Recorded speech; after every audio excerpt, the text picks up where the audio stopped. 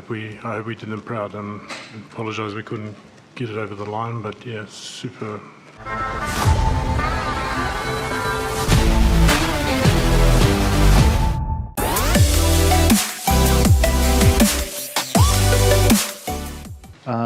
Simon, I'll start with you.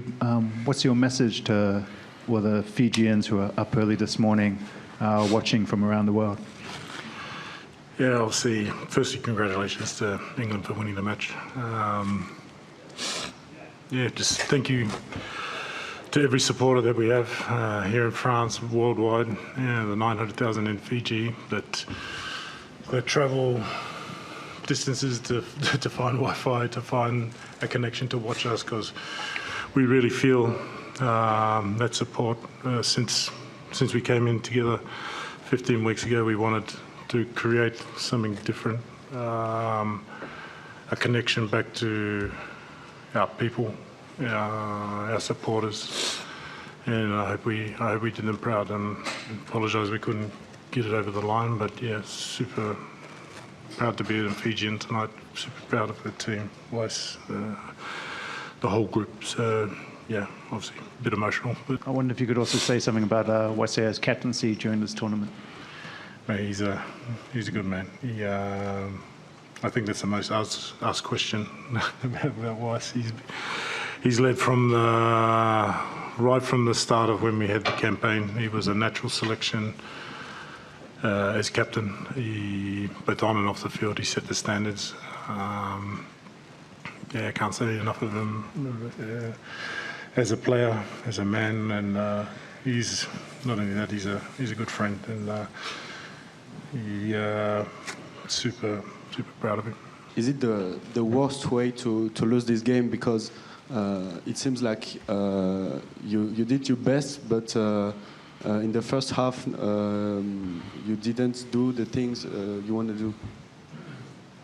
Yeah, well, any loss is a loss is a loss. So it's disappointing. So we didn't help ourselves in the first half. We things where we worked hard in terms of penalties, defensive, side entries in the rucks. We hurt ourselves.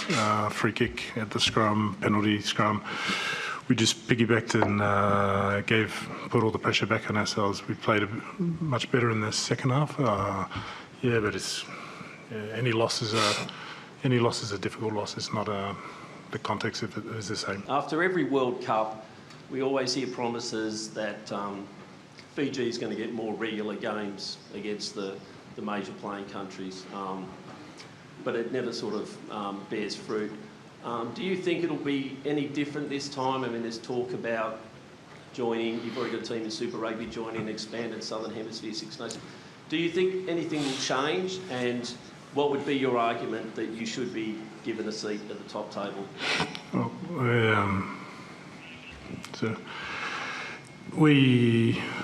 When I was in the general manager role with High Performance, the whole idea was to make sure that our pathways were geared towards long-term success and through World Rugby support, DFAT, in terms of getting the draw into the competition, into the Super Rugby competition. Our pathways are in a good place. Second thing towards that was we had to be more consistent with the way we played, more consistent in preparation, and I think what we've shown this year is that we've grown in that area, and I think that's only going to grow as we go forward, 2027, 31.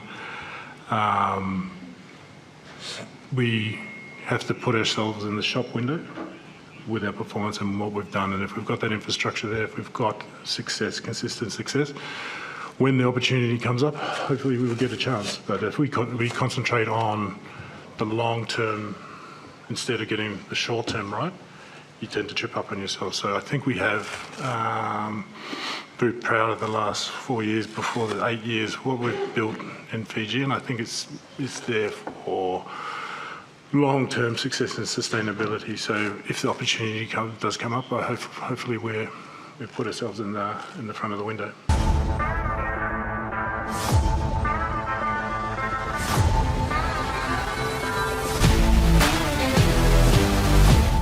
after England played Samoa, Salala Mapasua was talking about there possibly being an unconscious bias between refereeing towards the emerging nation as opposed to the more established countries.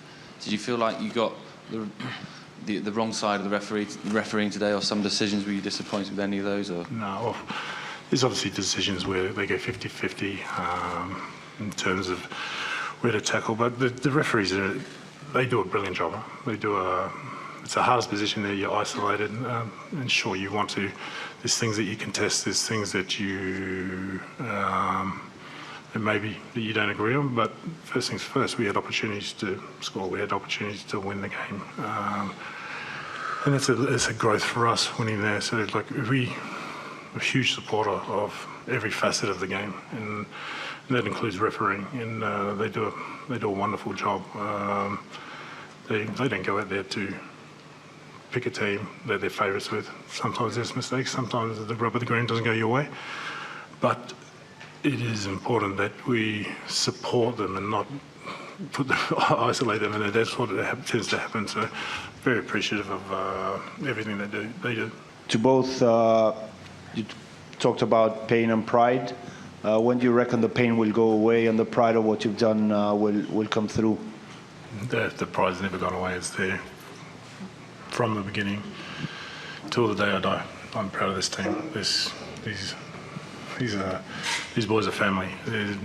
Pride doesn't disappear with rugby. You know, pride and the joy of what you've achieved.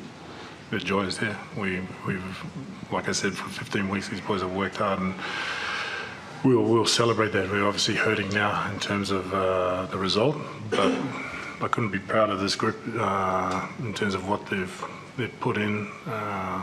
They've built something for the next generation of Fijian rugby players. They've laid a foundation there that we can grow off. So we're hurting at the moment, and that'll hurt, I think, for a long time because of something we'd built and we thought we could go further. The belief in the team has always been there, but the pride is. I'm bursting with pride. What crossed in your mind when you scored the 2 tries in a row? What crossed my mind? Yeah. Yeah, we're in the game. So, yeah, we were coming back. We had the momentum. So we'd done everything to work our way back. Unfortunately, we didn't get over the line. But it got exciting. When you talk about that pride in the family element you've built, does the fact that the guys who obviously had suffered those bereavements wanted to come back and felt like they could obviously have the pastoral support they would need to be able to come back and perform within the setup, despite obviously having serious family tragedies? That kind of speaks volumes for what you've built, doesn't it? Yeah, not what I've built. It's you as everybody, team, the collective. So we celebrate together and we suffer together. And Sam obviously came this week, and his dad fell gravely ill on the weekend, and there was talk of him staying. But family's family, and that's family's always first in my life, and our lives is always first. So we wanted to get him back, and we knew he would get his role right, and the team got around him. His brothers were over here yesterday, were able to present his jersey, which was a really touching moment, and it shows the connection between the group, and it's more than just a team. It really is a family, and I think we'll have a bond for the rest of our lives. A question about your substitute. Your coaching, your bench seemed to help you to win the game. They were very important in the second half. Yeah, well, I think they came on and did a great job. We didn't go to plan early because we had an early injury with our tight head prop, and they kind of but Masaki came on and played a great 60 odd minutes. And we made the substitution early in the front row, and they both made an impact, and it was a good all round effort. All the boys that came in, and we've said right from the beginning the 33 is always the important. We've got is one of the things that's really changed in our pathways is that that strength of depth.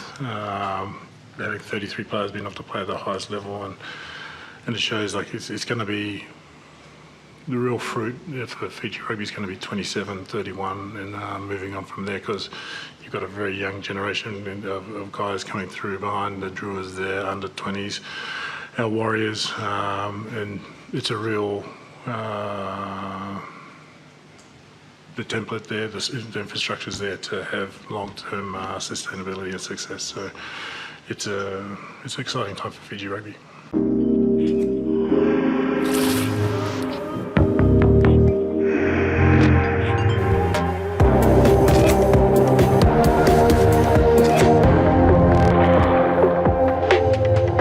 Black Knight, make your mark.